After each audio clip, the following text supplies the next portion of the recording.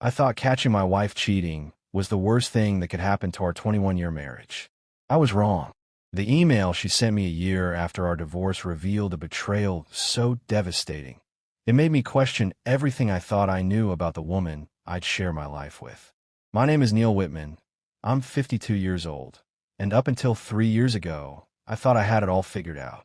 I'd built Whitman Industrial Supply from nothing into a multi-million-dollar operation, distributing heavy machinery and equipment to manufacturing plants across the Midwest. 26 years of 16-hour days, missed dinners, and weekend phone calls had paid off. The business was thriving. My 2 kids, Samuel and Sierra, were good students, and my wife, Monica, seemed content with our comfortable life in suburban Chicago. That Tuesday evening in October started like any other. I'd just closed a deal with a steel plant in Gary, Indiana, a contract worth nearly $500,000. I was feeling good, planning to take Monica out for a nice dinner to celebrate. Maybe rekindle some of that spark we'd lost somewhere along the way. I pulled into our driveway around 7:30, later than usual, but not uncommon for me. The house was quiet when I walked in, which struck me as odd. Usually Monica had the TV on in the kitchen while she prepared dinner, or I could hear Sierra practicing piano upstairs. "Monica, you home?" I called out, setting my briefcase down by the front door. No answer. I walked through the living room, toward the kitchen, loosening my tie. That's when I heard it. Laughter coming from upstairs. But it wasn't the kind of laughter I was used to hearing from my wife. This was different, intimate, the way she used to laugh with me when we were dating. My stomach tightened as I climbed the stairs, each step feeling heavier than the last. The sound was coming from our bedroom, and the door was slightly open. I approached slowly, not wanting to believe what my instincts were telling me. Through the gap in the door, I could see Monica sitting on our bed in a silk robe I'd bought her for Christmas last year. She was holding her phone, clearly on a video call with someone. Her body language was relaxed, flirtatious even, in a way I hadn't seen directed at me in years. "I can't wait to see you this weekend," Monica was saying to whoever was on the screen. "It's been too long since our last trip." My blood ran cold. "Trip? What trip?"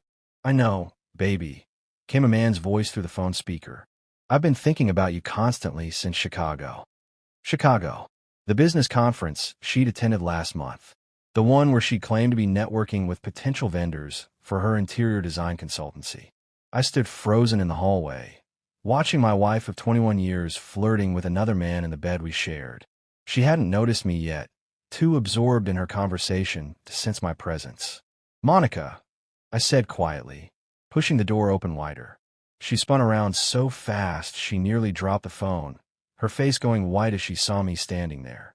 The guilt in her eyes told me everything I needed to know. "Neil, this isn't what it looks like," she stammered, quickly ending the call. But I'd already heard enough. The casual intimacy, the mention of trips I knew nothing about, the way she'd been glowing lately, pieces of a puzzle I'd been unconsciously ignoring suddenly fell into place. I didn't yell or throw things like you see in movies. Instead, I just stared at her, feeling like I was looking at a stranger wearing my wife's face. "Who was that?"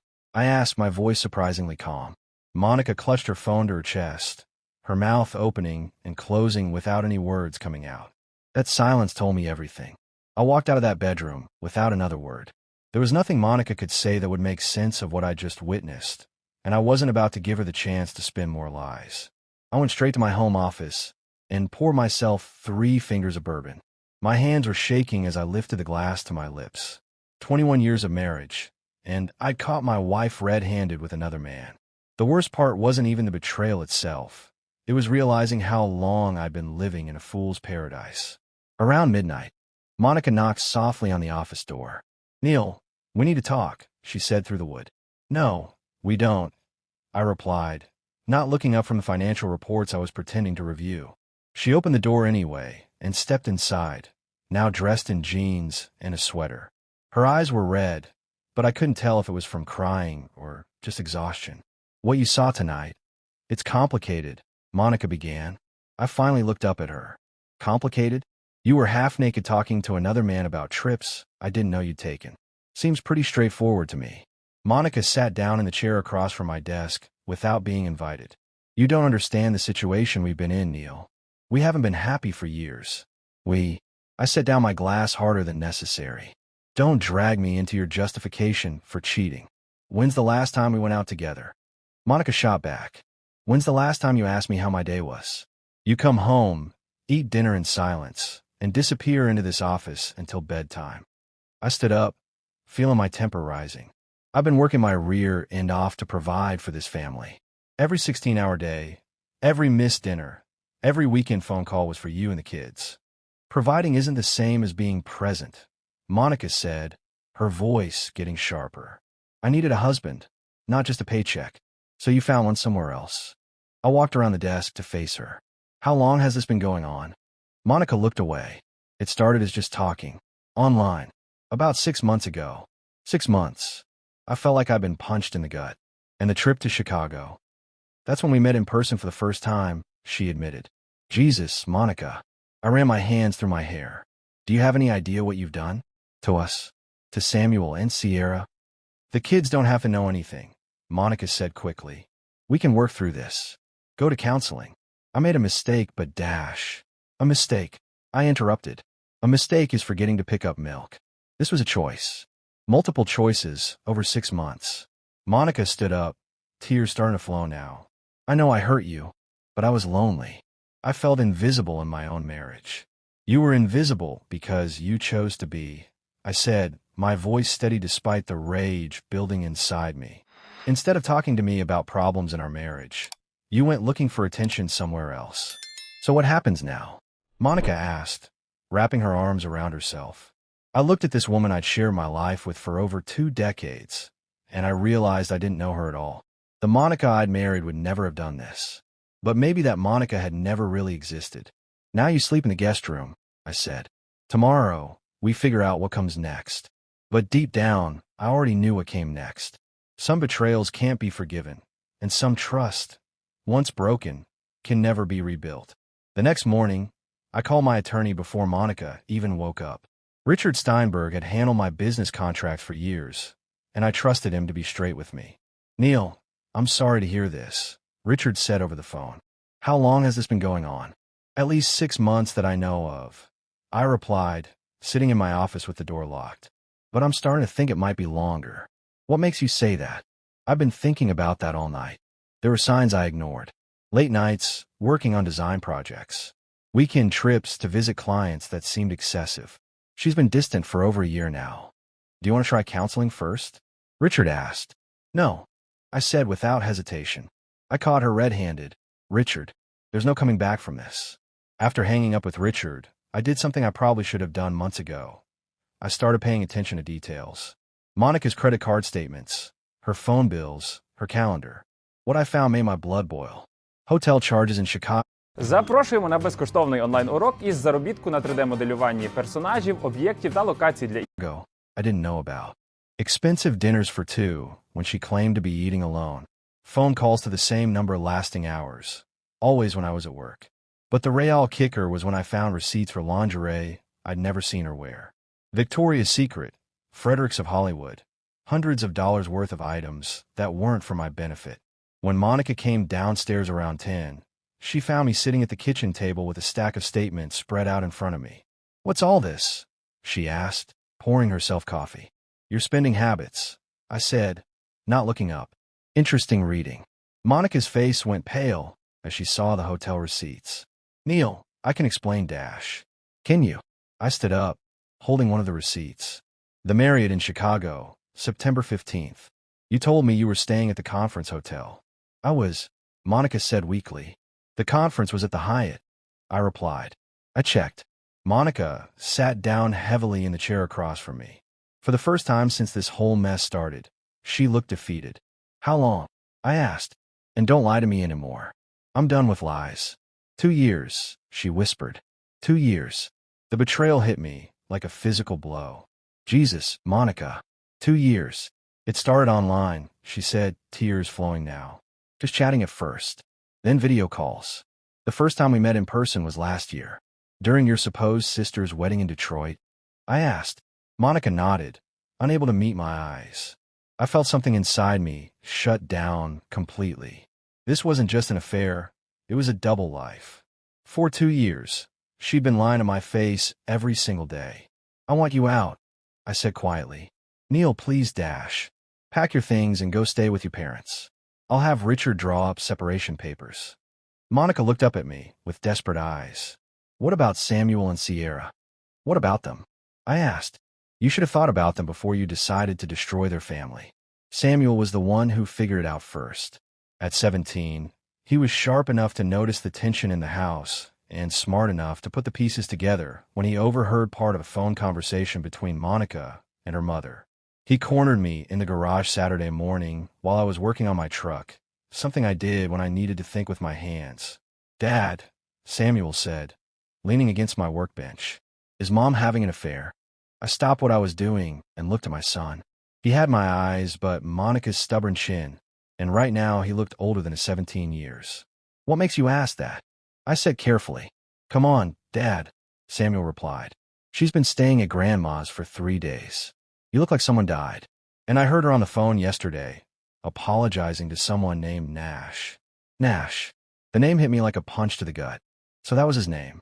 I set down my wrench and faced my son. Samuel deserved the truth, or at least as much of it as I could give him without destroying his relationship with his mother. Yes, I said simply. She is. Samuel nodded like he'd been expecting that answer. How long? 2 years. Damn, Samuel said, then looked at me apologetically. Sorry. It's okay, son. I've been thinking worse things than that.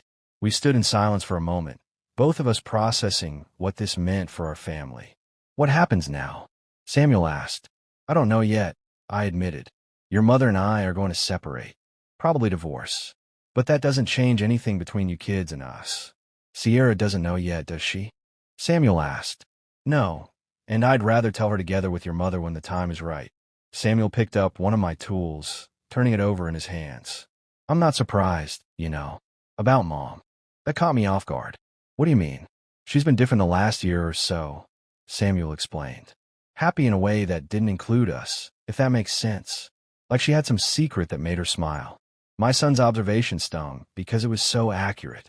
Monica had been glowing lately, and I'd been fool enough to think it was because she was content with our life. Are you okay? I asked Samuel. He shrugged. I'm 17, Dad. I'll be going to college next year anyway. But Sierra is going to be messed up about this. We'll help her through it, I said. Yeah, Samuel agreed. Then he looked at me directly. For what it's worth, Dad, I don't blame you. I've seen how hard you work for us. Coming from my son, those words meant more than any apology Monica could offer. Monica moved back in with her parents, but that didn't stop her from trying to manipulate the situation. She called constantly, sent lengthy text messages explaining how sorry she was, and even showed up at my office twice trying to convince me to give her another chance. What she didn't know was that I'd hired a private investigator. Tony Marcelli came recommended by Richard, my attorney. Former police detective, specialized in adultery cases.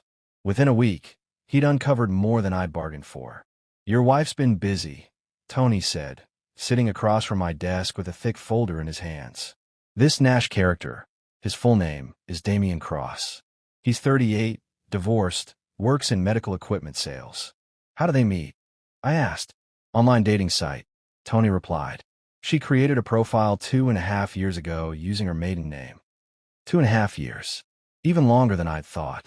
There's more, Tony continued, opening the folder.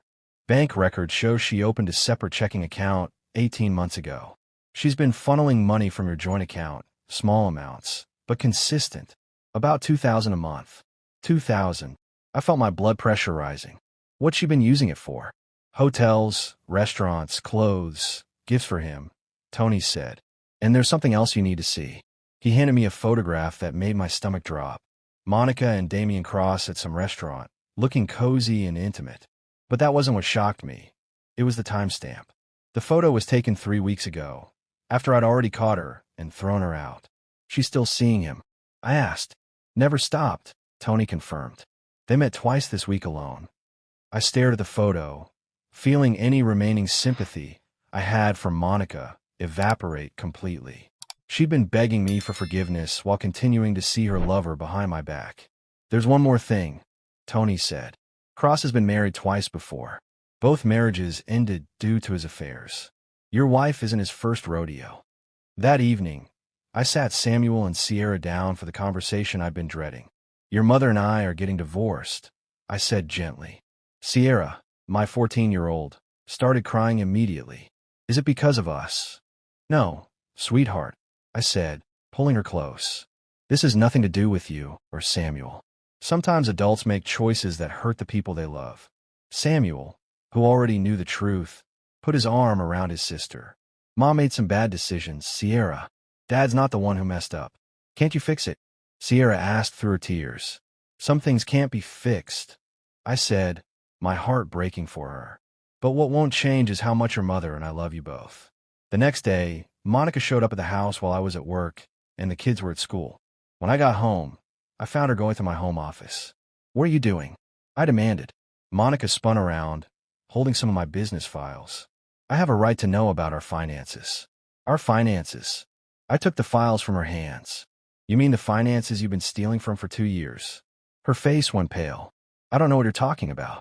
I walked to my desk and pulled out the bank statements Tony had given me. $2,000 a month, Monica. For 2 years. That's $48,000 you've taken from our family to fund your affair. Monica's composure finally broke. I needed that money. You don't understand what it's been like living with you. Living with me? I asked incredulously. I'm not the one who's been cheating and lying and stealing.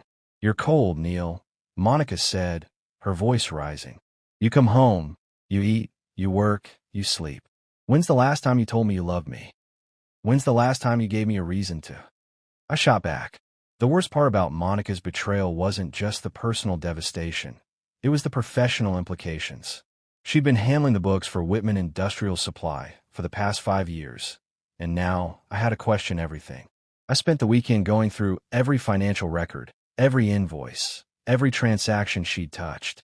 What I found made me sick. She'd been embezzling from the business too. Small amounts at first, $500 here, $1,000 there, marked as business expenses or supplier payments that never actually happened.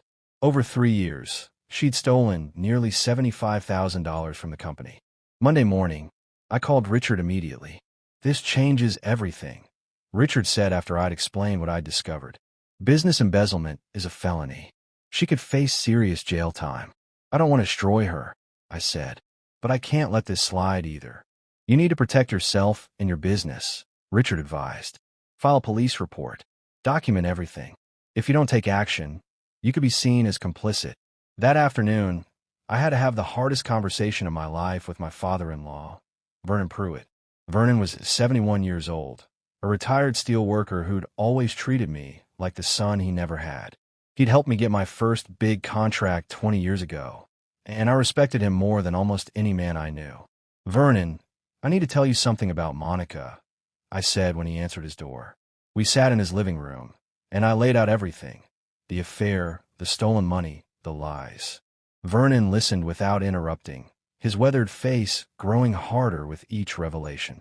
How much did she take? He asked finally. From the business? $75,000. From our personal accounts? Another $48,000. Vernon was quiet for a long moment. Then he did something I didn't expect. He reached into his wallet and pulled out his checkbook. What are you doing? I asked. I'm writing you a check for $125,000, Vernon said, his voice steady. Vernon, no. I can't let you dash. You can and you will, he interrupted. My daughter stole from you. That makes it my responsibility to make it right. She's not your responsibility, I said. Vernon looked up at me with steel in his eyes. I raised her to be better than this. I failed somewhere along the way, and now you're paying the price. You didn't fail, I assured him. Monica made her own choices. Maybe, Vernon said, continuing to write the check. But I won't let her destroy the business you built. You've been more of a son to me than she's been a daughter. He handed me the check, and I saw his hands were shaking slightly. There's one more thing you should know, Vernon said. Monica's mother and I are cutting her out of our will. What she did to you and those kids is unforgivable. The loyalty from my father-in-law meant more to me than he'd ever know. It also showed me something important. Even Monica's own father recognized that what she'd done was beyond redemption. 2 weeks after filing for divorce, I discovered that Monica and Damian Cross had escalated their relationship in a way that threatened everything I'd built. Tony, my private investigator, called me at work with urgent news. Neil, We have a problem, Tony said. Cross has been taking photos of your financial documents. Someone's been feeding him inside information about your business. What kind of information? I asked, feeling a chill run down my spine. Client lists, supplier contracts, profit margins. The kind of stuff that could destroy your competitive advantage if it fell into the wrong hands. I sat down heavily in my office chair. Monica. That's my guess, Tony confirmed. She had access to everything before you threw her out. Question is, what's Cross planning to do with it? I found out the next day when 3 of my biggest clients called to cancel their contracts. Each one gave the same vague excuse about exploring other options and reassessing their supply chain needs. But when I pressed Jim Patterson from Midwest Manufacturing, a guy I'd been doing business with for 15 years, he finally told me the truth. Neil, someone's been calling our purchasing department, Jim said reluctantly. They're offering the same equipment you provide, but at 20% below your prices. They knew details about our current contracts that only you should know. Who was calling? I asked, though I already suspected the answer. Guy named Cross. Said he worked for a new distribution company called Superior Industrial Supply. My blood boiled. Damian Cross wasn't just sleeping with my wife. He was using information she'd given him to destroy my business. I called Richard immediately. This is industrial espionage, Richard said after I explained the situation. It's a federal crime. We can not only stop him, but we can sue for damages. Do it, I said without hesitation. Whatever it takes. That evening, I sat Samuel and Sierra down for another difficult conversation. Kids, I need you to know that your mother's friend is trying to hurt our family business, I said carefully. Samuel's jaw tightened. What do you mean? He's using information that only someone in our family would know to steal our customers. Mom told him, Sierra asked, her voice small. It looks that way, I admitted. Samuel stood up, pacing to the window. So, she's not just cheating on you. She's trying to destroy everything we have. Your mother made some very bad choices, I said. But we're going to fight back. What can we do? Samuel asked. We're going to show them that the Whitman family doesn't back down from a fight. The next morning, I did something that surprised everyone, including myself. Instead of just playing defense, I went on the offensive. I called every client Cross had contacted and made them an offer they couldn't refuse. A 5-year contract at 15% below my current rates, with a guarantee that I'd match any competitor's price for the duration of the contract. It cost me short-term profits, but it secured my client base and cut Cross off at the knees. Then I called a press conference. Ladies and gentlemen, I said to the trade journalists who'd gathered in my office, I want to warn the industrial supply community about a new company called Superior Industrial Supply, run by Damian Cross. This individual has been using stolen proprietary information to undercut legitimate businesses. The story ran in 3 trade publications that week. Within days, Cross's reputation in the industry was destroyed. But Monica wasn't done fighting dirty yet. Monica's next move was so low, so calculating, that it made me realize I'd never really known the woman I'd been married to. She accused me of domestic violence. I was at the office when Richard called with the news. Neil, Monica's filed for a restraining order, Richard said, his voice grim. She claims you've been threatening her, and that she fears for her safety. That's insane, I said. I haven't even spoken to her in 2 weeks. I know, but the judge has to take these allegations seriously. There's a hearing scheduled for tomorrow. That night, I had to explain to Samuel and Sierra why police officers were at our door serving me with papers. Dad, you never hurt Mom, Sierra said, tears in her eyes. I know, sweetheart, I said, pulling her close. But sometimes people lie when they're desperate. Samuel was furious. She's trying to make you look like the bad guy, so she can get more money in the divorce. Maybe, I agreed, but we're going to handle this the right way, with truth and evidence. The hearing the next day was a nightmare. Monica took the stand and claimed I'd been emotionally abusive for years, that I'd threatened to destroy her financially, and that she was afraid I might become violent. She was a good actress. I had to give her that. Tears at just the right moments, a trembling voice when she described her fear of me. But Richard was ready for her.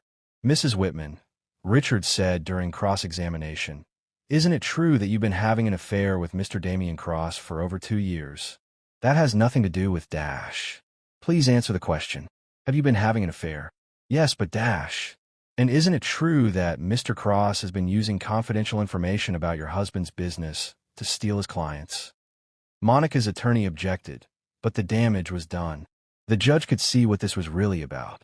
And Mrs. Whitman, Richard continued, when exactly did these alleged threats occur? Because my client has been staying at his brother's house for the past week to avoid any contact with you. Monica's story began to fall apart under scrutiny. She couldn't provide specific dates or witnesses to my supposed threats. Her own testimony revealed that our interactions had been minimal and conducted through attorneys. The judge denied her restraining order request. Mrs. Whitman, the judge said sternly, making false accusations of domestic violence is a serious matter. These allegations appear to be motivated by divorce proceedings rather than genuine safety concerns. Walking out of that courthouse, I felt like I won a major battle. But I also realized that Monica was willing to destroy my reputation, my relationship with my children, and my standing in the community to get what she wanted. The woman I'd married was gone, replaced by someone who would stop at nothing to win. But she'd picked the wrong man to underestimate. I'd built my business from nothing, survived recessions and competitive attacks, and I wasn't about to let her destroy everything I'd worked for. The gloves were off now. It was time to show Monica what real hardball looked like. 6 months after the divorce was finalized, I made the decision that would end Monica's games forever. She'd been fighting the financial settlement tooth and nail, claiming she deserved more money despite her theft and betrayal. What she didn't know was that I'd been planning my next move carefully. During our marriage, we'd accumulated assets in various accounts and investments. The court had ordered a 50-50 split, but there were ways to protect what was rightfully mine without breaking any laws. I liquidated my business holdings and restructured everything under a new corporation with Samuel as a 51% partner. At 17, he was old enough to understand what we were doing and why. "Dad, is this legal?" Samuel asked as we sat in the attorney's office. "Completely legal," Richard confirmed. "Your father is giving you a majority stake in a new company. Monica has no claim to assets that didn't exist during the marriage." Within a month, I transferred all my equipment, contracts, and client relationships to Whitman and Son Industrial Supply. Monica would get half of what the old company was worth on paper, but that company no longer held any real assets. She hired 3 different attorneys trying to challenge the restructuring, but each one told her the same thing. What I'd done was perfectly legal. The final blow came when her own father, Vernon, made an announcement at a family gathering that Sierra later told me about. "Grandpa told everyone that Mom embarrassed the whole family," Sierra said during one of our dinners together. "He said she chose a criminal over her own children." Vernon had been true to his word about cutting Monica out of his will. When he passed away 8 months later, Monica discovered that her inheritance, nearly $500,000, was going to be split between Samuel, Sierra, and a scholarship fund Vernon had established. Even in death, Vernon was protecting his grandchildren from their mother's poor choices. The business restructuring also allowed me to do something I'd always wanted: make Samuel a real partner. At 18, he was already showing good business instincts and a work ethic that reminded me of myself at his age. "Son, you've earned this," I told him the day we signed the final partnership papers. "You stood by me when it mattered most." By the time Monica realized what I'd done, it was too late. She'd lost not just her marriage and her children's respect, but also her financial security and her family's legacy. The woman who'd thought she could have it all ended up with almost nothing. 1 year after our divorce was finalized, I received an email that changed everything I thought I knew about my marriage with Monica. I was in my office late on a Thursday evening when the message appeared in my inbox. The subject line made my blood run cold. "The truth you deserved to know years ago." The email was from Monica, but what she confessed was far worse than anything I discovered during our divorce proceedings. "Neil," the message began, "I know you hate me, and you have every right to. But there's something I should have told you long ago, and I can't carry this secret anymore. The affair with Damien wasn't my first. I've been cheating on you for 15 years. 15 years. My hands shook as I continued reading. It started when Sierra was just a baby. You were working so much, building the business, and I felt invisible. I met someone online, and it turned into a physical relationship that lasted 2 years. After that ended, there were others. Short affairs, weekend flings, men I met through work. The room seemed to spin as I processed what she was telling me. 15 years of betrayal. 15 years of living a lie. I know this doesn't change anything now, Monica continued, but I needed you to understand that our problems weren't just about the last few years. I stopped being faithful to our marriage almost from the beginning, and I'm sorry. She went on to detail specific affairs, specific lies she'd told, specific times when I'd suspected something, but convinced myself I was being paranoid. Every business trip, every girl's night out, every weekend she claimed to need space. Most of them had been covers for her affairs. The most devastating revelation came at the end of the email. I want you to know that Samuel and Sierra are definitely your children. I had DNA tests done years ago because I wasn't sure, but they're yours. I thought you should know that, at least. She'd had DNA tests done because she wasn't sure if my children were actually mine. The betrayal was so complete, so thorough, that it took my breath away. But as I sat in my office that night, rereading her confession, I realized something important. This email wasn't just Monica finally telling the truth. It was her final attempt to hurt me. She wanted me to know that our entire marriage had been a sham. She wanted me to doubt every memory, every moment of happiness we'd shared. She wanted me to feel like the biggest fool who ever lived. Instead, I felt free. All the guilt I'd carried about my failed marriage, all the self-doubt about whether I could have done something different, all the wondering if I'd been too harsh in my judgment of her, it all disappeared. Monica had never been the woman I thought I'd married. The real Monica had been a liar and a cheater from almost the very beginning. The woman I'd fallen in love with had never really existed. I deleted the email without responding and went home to my children. "Dad, you look different tonight," Sierra said when I walked in the door. "Different how?" I asked. "Lighter," she said. "Like you're not carrying something heavy anymore." She was right.